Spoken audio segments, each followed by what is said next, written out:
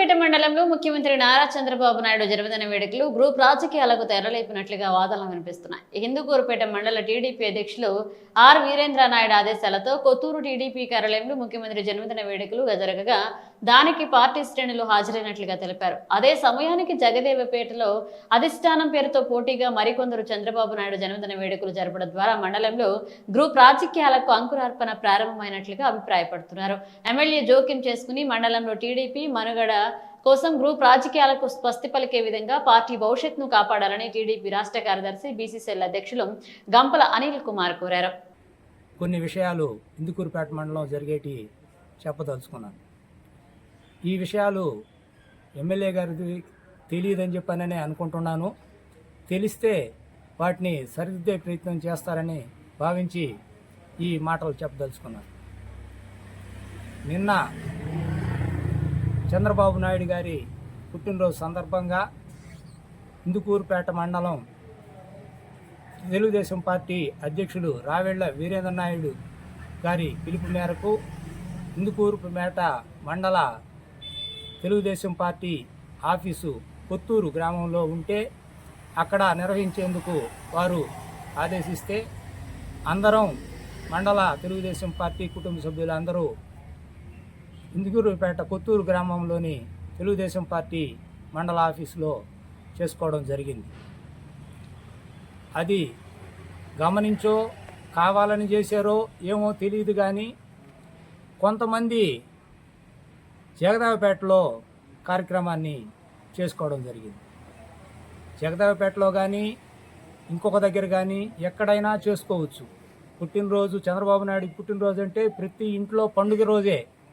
కానీ ఇందుకూరుపేట కొత్తూరు తెలుగుదేశం పార్టీ ఆఫీసులో జరిగింది పూర్తిగా తెలుగుదేశం పార్టీ సిస్టమ్ ప్రకారం, వ్యవస్థల ప్రకారం తెలుగుదేశం పార్టీ మండలాధ్యక్షుడు ఇందుకూరుపేట ఆధ్వర్యంలో జరిగింది.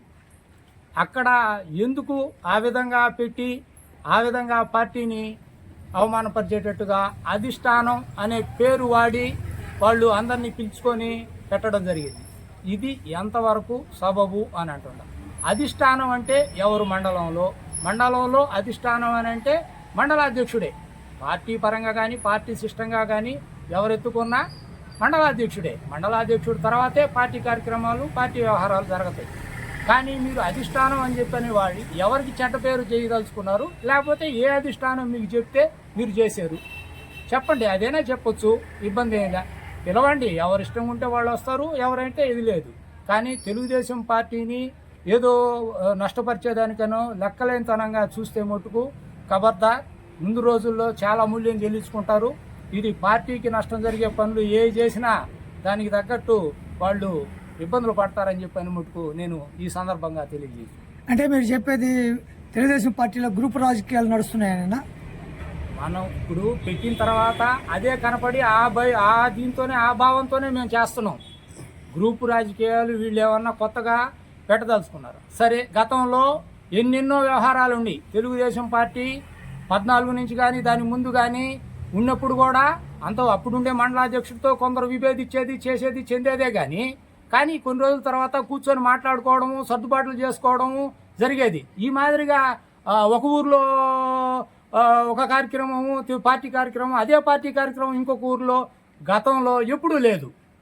ఆలోచించండి మీరు ఎందుకు చెప్తున్నారనేది. అంటే విభేదాలు కానీ ఇంకొకటి కానీ ఉంటాయి, కానీ ఈ మాదిరిగా వర్గాలు చేసేసేది, ఏదో వాళ్ళకాడ మెహర్బానీలు లాప్పడే దానికోసంగా ఏదో అధిష్టానం అని చెప్పానంటే ఎమ్మెల్యే గారి దగ్గరనో వీళ్ళ మెహర్బానీ చూపించేదానికి చేసినట్టుందే కానీ ఇంకా ఏమీ కాదు. అదే తెలుగుదేశం పార్టీ మండల అధ్యక్షుడి రావెళ్ల వీరేంద్ర చౌదరి గారి ఆధ్వర్యంలో జరిగితే మేము రామాలయంలో పూజలు చేస్తే ఎమ్మెల్యే గారి పేరు చెప్పి వాళ్ళ గోత్రం చెప్పే మేము అర్చన చేయించాం.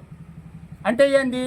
మాకు సుపీరియరు నియోజకవర్గానికి ఎమ్మెల్యే గారు, అదేవిధంగా మండలానికి తెలుగుదేశం పార్టీ పద్ధతి ప్రకారం, సిస్టమ్ ప్రకారం మండలాధ్యక్షుడు ఇక్కడ సుపీరియరు, అదేవిధంగా గ్రామానికి పోతే గ్రామాధ్యక్షుడు సుపీరియర్. ఒక పద్ధతి, ఒక వ్యవహారం మేమేమి చెప్తే అదంతా చల్లాల్సిందేను, మేమేం చేసినా పడి ఉండాల్సిందేను, ఏమైనా మాట్లాడితేనో లేకపోతే ఇంకొకటి చేస్తేనో మీ అంతు చూస్తాము, మీకు పనులు ఎట్ట జరుగుతాయో చేస్తామని చెప్పనే బెదిరింపు ధోరణులతో ఈ చేస్తున్నట్టు ఉందే. కానీ ఒక పద్ధతి ప్రకారం మరే మనం ఒక పార్టీలో ఉన్నప్పుడు అందరినీ కలిసిమెలిసి చేసుకుంటా పోతే పార్టీకి మేలు మనకి మేలు హుందాగా ఉంటుంది అని చెప్పాననే భావనే లేకుండా ఆ ఆలోచనే లేకుండా ఆ అధికారం వచ్చేసింది మేమేం చేసినా చెల్లద్దు అన్నట్టు ఉంది.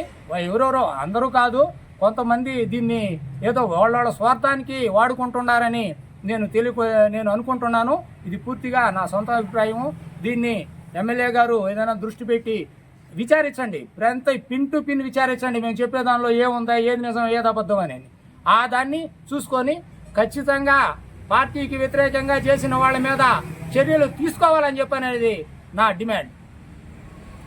ఎమ్మెల్యేకి కూడా చెప్పకుండా చేశారనేది మీ ఆలోచన.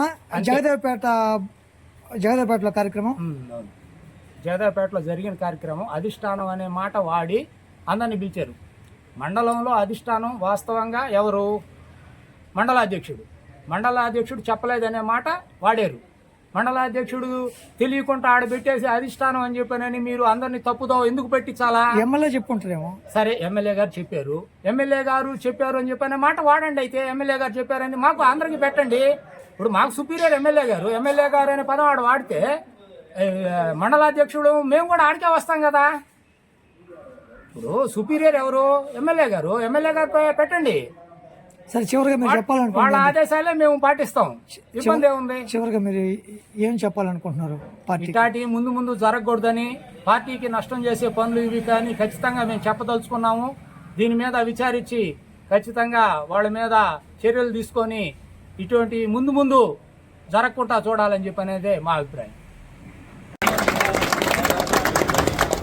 చంద్రబాబు నాయుడు గారి నాయకత్వం, చంద్రబాబు నాయుడు గారి నాయకత్వం, చంద్రబాబు నాయుడు గారి 75వ జన్మదినోత్సవం ఇందుకూరుపేట మండల అధ్యక్షులైనటువంటి రావిళ్ళ వీరేంద్ర గారి ఆధ్వర్యంలో